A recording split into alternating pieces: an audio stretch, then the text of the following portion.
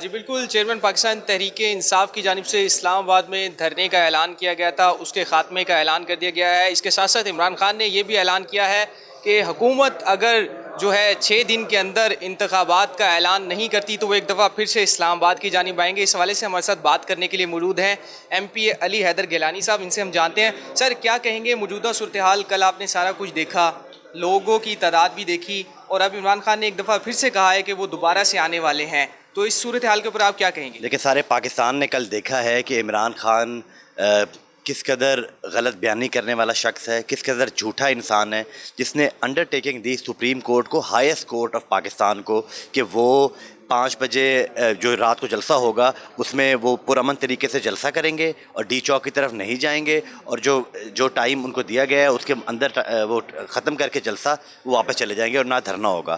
انہوں نے اس کی خلاف ورزی کی، سپریم کورٹ کی توہین بھی کی، اور ساتھ سپریم کورٹ کے کلیئر کٹ ڈائریکشنز کی کو نگیٹ کرتے ہوئے انہوں نے ڈی چوک کو جا کے املاک کو نقصان کیا، ایک اسٹیشن جلا دیا، درختوں کو آگ لگا دی۔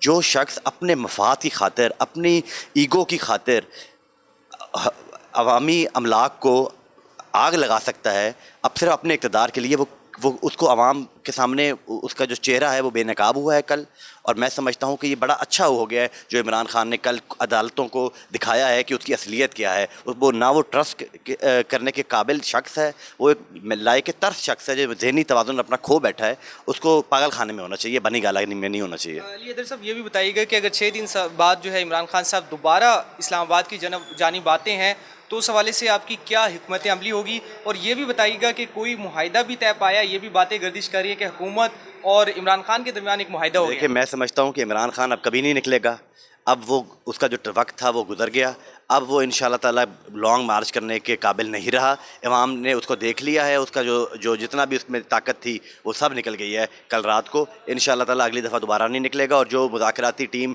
کل بنائی تھی کورٹ نے، انہوں نے رابطہ کیا ہے، جو اپوزیشن کی نمائندہ ٹیم تھی، لیکن انہوں نے رسپونڈ نہیں کیا۔ میرا نہیں خیال کہ وہ مذاکرات کرنے کے کسی بھی طرح سے وہ کسی بھی ایشو کے اوپر وہ مذاکرات کرنے کو تیار ہیں۔ جی بالکل، ایم پی علی حیدر گیلانی کا کہنا ہے کہ حکومت کی جانب سے جو مذاکراتی ٹیم تشکیل دی گئی تھی اب وہ مزید جو ہے مذاکرات کرنے کے لیے تیار نہیں ہے۔ اس کے ساتھ ساتھ جو عمران خان کا جو اصل چہرہ ہے وہ بھی قوم کے سامنے آ چکا ہے۔ 6 دن بعد کی جو کال دی گئی ہے اس حوالے سے بھی ان کا یہی کہنا ہے کہ حکومت جو ہے جو حکمت عملی اب اختیار کی گئی اسی کو برقرار رکھے گی۔ جی